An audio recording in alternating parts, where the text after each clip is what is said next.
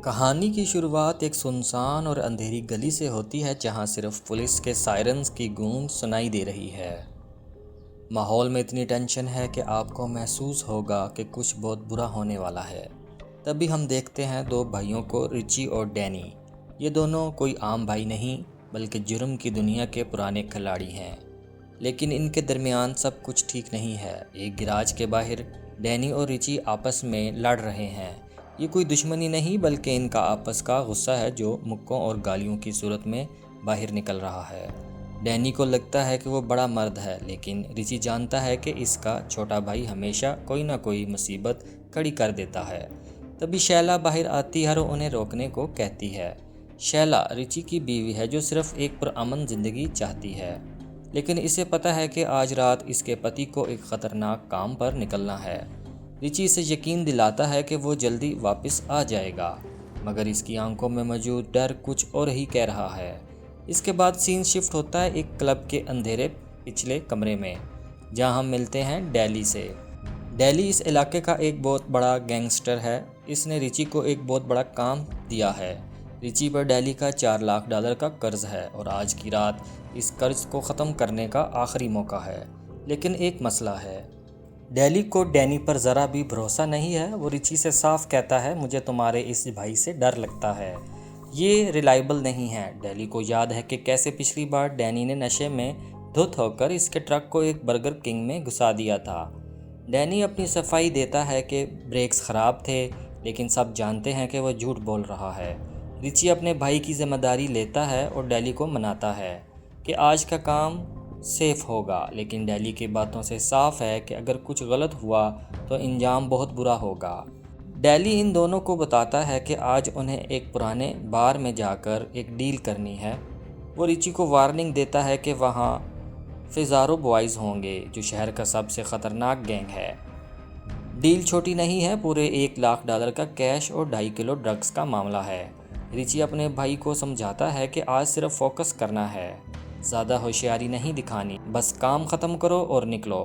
लेकिन डैनी की फितरत में सुकून कहाँ। वो गाड़ी चलाते हुए बताता है कि इसने गैस नहीं भरवाई क्योंकि इसके पास पैसे नहीं थे। रिची को एहसास होता है कि वो एक ऐसी मुसीबत के साथ मिशन पर निकल रहा है जो कभी भी फट सकता है। रात गहरी होती जा रही है और दोनों भाई इस बार की तरफ बढ़ते हैं जहाँ रोडनी इंतज़ार कर रहा है। रोडनी फिजारो गैंग का बंदा है और इसका मिजाज भी आग जैसा है। जब वो दोनों बार में दाखिल होते हैं तो रोडनी डैनी का मजाक उड़ाना शुरू कर देता है। वो डैनी को स्कूल बस का इंतज़ार करने वाला बच्चा कहता है।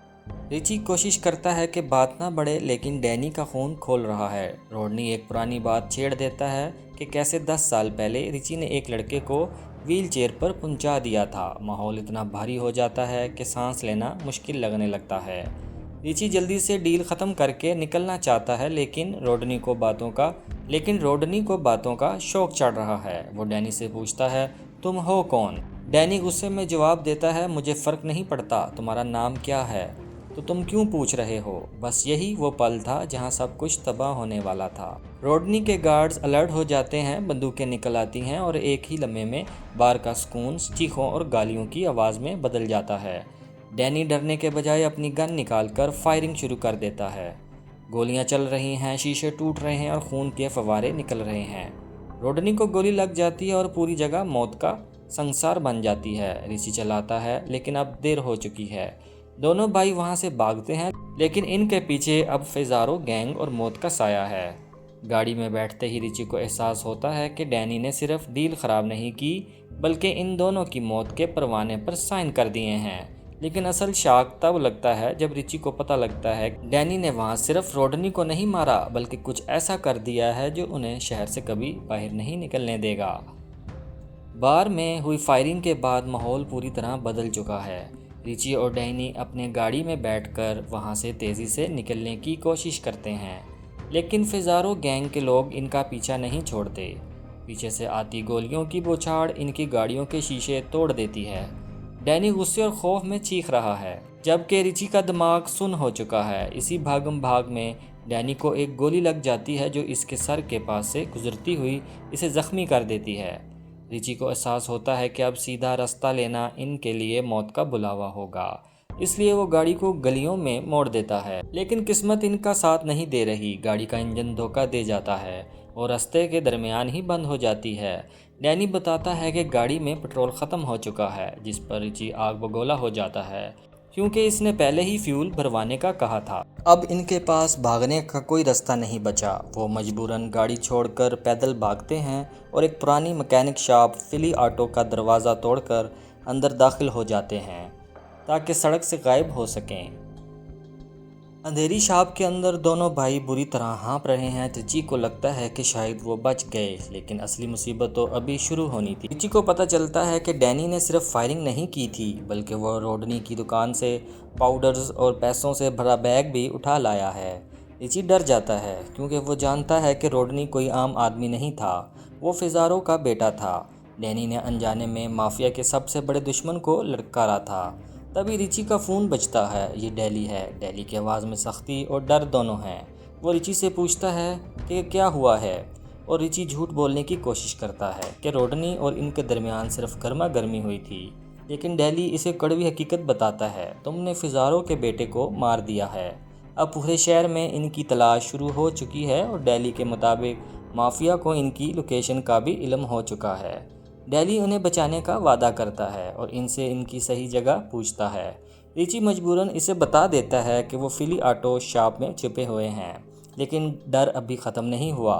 शॉप के अंधेरे कोने से एक पुराना मैकेनिक फ्रैंक बाहर निकलता है, जो वहां अलार्म बजने की वजह से आया था। डैनी घबरा कर इस पर हमला कर देता है। रिची कोशिश करता है कि फ्रैंक को चोट ना पहुंचे, लेकिन माहौल इतना वायलेंट हो चुका है कि फ्रैंक ज़ख्मी होकर गिर जाता है। तभी शॉप का फ़ोन बजता है। पुलिस डिपार्टमेंट से अलार्म की तस्दीक के लिए कॉल आई है। रिची को फ्रैंक बनकर बात करनी पड़ती है ताकि पुलिस वहां ना आए। वो कांपते हुए लहजे में पुलिस को यकीन दिलाता है कि सब ठीक है, लेकिन इसकी हर सांस में मौत का डर बसा हुआ है। अब शॉप के बाहर गाड़ियों के रुकने की आवाज़ आती है। रिची और डैनी समझते हैं कि डेली आया है, लेकिन जब वो बाहर देखते हैं तो वहाँ डेली नहीं बल्कि मौत के फरिश्ते खड़े हैं। फिजारो के भेजे हुए शार्प शूटर्स ने शॉप को घेर लिया है। अंधेरी शॉप के बाहर गाड़ियों की लाइट्स चमक रही हैं और रिची को एहसास हो जाता है कि ये डेली नहीं है। डेली ने उन्हें बचाने के बजाय इनका सौदा कर दिया है। दरवाज़ा खुलता है और डी मैन नामी एक गैंगस्टर अपने साथियों के साथ दाखिल होता है। वो रिची को एक आखिरी मौका देता है। रिची, तुम पीछे हट जाओ, हमें सिर्फ तुम्हारे भाई से काम है। लेकिन रिची अपने भाई को मौत के मुंह में छोड़ने वाला नहीं था। वो साफ कह देता है, ये मेरा भाई है, यही हमारा फैसला है। इसके बाद शुरू होती है एक खौफनाक और खूनी लड़ाई।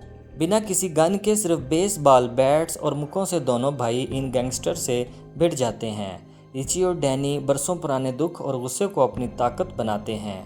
डैनी जख्मी होने के बावजूद शेर की तरह लड़ता है, जबकि रिची उन्हें एक एक करके ढेर करता जाता है। पूरी शॉप चीखों और हड्डियां टूटने की आवाज़ों से गूंज उठती। आखिरकार दोनों भाई मिलकर इन हमला आवरों को ख़त्म कर देते हैं, लेकिन इनकी अपनी हालत भी नाजुक हो जाती है। इसी अफरा तफरी में शॉप का मालिक फ्रैंक, जो पहले ही ज़ख्मी था, मौत की दहलीज पर पहुंच जाता है। वो दम तोड़ने से पहले अपनी बीवी का नाम लेता है, जो रिची और डैनी के दिलों में थोड़ा सा एहसास जुर्म पैदा करता है। लेकिन अब रोने का वक्त नहीं था। डैनी और फ्रैंक का वायलेट उठा लेता है ताकि पुलिस को धोखा दे सके, लेकिन असली ख़तरा तो अभी रास्ते में था। शैला, रिची की बीवी, का फ़ोन आता है और वो बताती है कि डेली इनके घर आया था और वो रिची को ढूंढ रहा है। डेली ने शैला को धमकाया कि अगर इसने अपने शोहर के कर्ज का हिसाब नहीं चुकाया तो अंजाम बुरा होगा। रिची को एहसास होता है कि डेली ने सिर्फ उन्हें धोखा नहीं दिया, बल्कि अब वो इसके ख़ानदान तक पहुंच चुका है। गुस्से में पागल रिची और डैनी अब रुख मोड़ते हैं। डैनी एतराफ़ करता है कि रोडनी के साथ डील के वक्त इसने खुद पहले गन निकाली थी, क्योंकि वो चाहता था कि वो रोडनी का पैसा और ड्रग्स लेकर अपनी नई ज़िंदगी शुरू करें। रिची को गुस्सा तो आता है, लेकिन डैनी ने उन्हें इस मौत के कुएं में धकेला। लेकिन वह अपने भाई से दुश्मनी नहीं कर सकता। तभी शॉप के बाहर एक और गाड़ी रुकती है। इस बार ये वाकई डेली है। वो अकेला नहीं आया, इसके साथ इसके सबसे ख़तरनाक लोग हैं। डेली को लग रहा था कि इसके आदमी काम तमाम कर चुके होंगे, लेकिन जब वो अंदर दाखिल होता है तो इसे सिर्फ लाशें और दो ज़ख्मी मगर भूखे शेर नज़र आते हैं।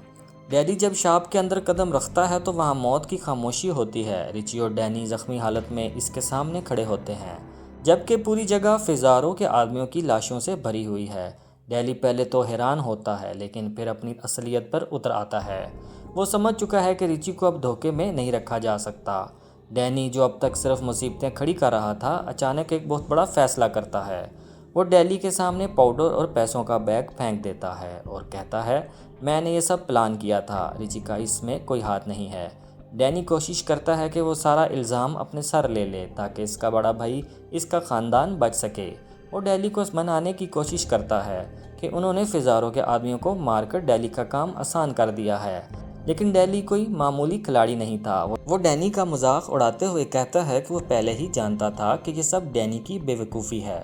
वो रिची से कहता है, मैंने तुम पर भरोसा किया था और तुमने इस गधे की वजह से सब तबाह कर दिया। डैली साफ कर देता है कि फिजारों को ठंडा करने के लिए किसी न किसी की कुर्बानी तो देनी ही पड़ेगी और वो कुर्बानी डैनी की होगी। रिची अपने भाई और अपने उस्ताद के दरमियान फंस जाता है। एक तरफ वो शख्स है जिसने इसे 15 साल तक काम दिया था और दूसरी तरफ इसका अपना खून। डैनी रिची को हुक्म देता है कि वो रास्ते से हट जाए और डैनी को मरने दें। डैनी अपनी गन निकालता है और डैनी के सर पर तान देता है, चीखते हुए कहता है, अपना सर घुमाओ। लेकिन रिची का सब्र ख़त्म हो जाता है। जब डैनी गोली चलाने वाला होता है, रिची अपनी गन निकालकर फायरिंग शुरू कर देता है। शॉप के अंदर गोलियों की गूंज सुनाई देती है। डैनी और रिची दोनों एक दूसरे पर फायर करते हैं। खूनी मुकाबले के बाद डैनी ज़ख्मी होकर गिर जाता है। रिची भी ज़ख्मी है लेकिन इनका गुस्सा थमा नहीं है। वो डैनी के पास जाता है और एक आखिरी गोली चलाकर अपने पुराने उस्ताद का किस्सा हमेशा के लिए ख़त्म कर देता है। अब शॉप में सिर्फ 2 भाई बचे हैं और मौत का सन्नाटा है। रिची बुरी तरह हाँफ रहा है और इसे सांस लेने में शदीद दुश्वारी हो रही है। डैनी अपने भाई के पास भागकर जाता है और इसे होश में लाने की कोशिश करता है, लेकिन बाहर से सायरन्स की आवाज़ अब बिल्कुल करीब आ चुकी है। डैनी की मौत के बाद शॉप के अंदर सिर्फ खामोशी है, लेकिन रिची की हालत तेज़ी से बिगड़ रही है। रिची के सीने से खून निकल रहा है और वो मुश्किल से सांस ले पा रहा है। डैनी जो हमेशा से अपने भाई पर बोझ रहा था, अब बुरी तरह टूट चुका है। वो अपने भाई को होश में रखने की कोशिश करता है, इसे बार बार पुकारता है, लेकिन रिची की आंखें पथरा रही हैं। डैनी को एहसास होता है कि इसकी होशियारियों ने जान ले ली है, जिसने हमेशा इसे बचाया था। तभी रिची का फ़ोन बजता है। ये शैला है। डैनी फ़ोन नहीं उठाता, क्यों ना कि इसके पास कोई जवाब नहीं है। बाहर पुलिस की लाइट्स हर तरफ फैल चुकी हैं और सायरन्स की आवाज़ कान फाड़ रही है। डैनी के पास 2 रास्ते हैं, या तो अपने ज़ख्मी भाई को लेकर सरेंडर कर दे या फिर लाश छोड़कर भाग जाए। लेकिन डैनी अब वो पुराना बेवकूफ़ डैनी नहीं रहा। वो रिची की सांसें थमते हुए देखता है और गम और गुस्से से पागल हो जाता है। वो शैला को कॉल बैक करने की हिम्मत नहीं जुटा पाता, लेकिन वो जानता है कि अब इसे क्या करना है। वो दुकान के अंधेरे से बाहर निकलता है। इसकी आंखों में आंसू हैं और हाथ खून से रंगे हुए हैं। डैनी गाड़ी की तरफ बढ़ता है और वहाँ से तेज़ी से निकल जाता है, जबकि पीछे सायरन्स की गूंज और रिची का ठंडा होता जिस्म रह जाता है। शैला अपने बच्चे के साथ घर पर इंतज़ार कर रही है, लेकिन इसकी फ़ोन की घंटी अब सिर्फ सुनसान गलियों में गूंज रही है।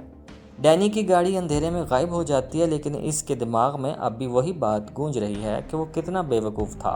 फली ऑटो के इस पुराने और अंधेरे गैराज में थम जाती हैं।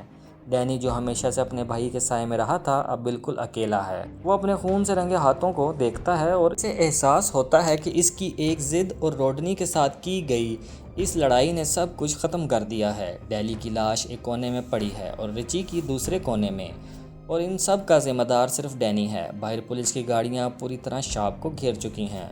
डैनी के पास वक्त बहुत कम है। वो रिची की लाश के पास बैठकर थोड़ी देर रोता है, शायद माफ़ी मांगने की कोशिश करता है, लेकिन अब पछतावा किसी काम का नहीं।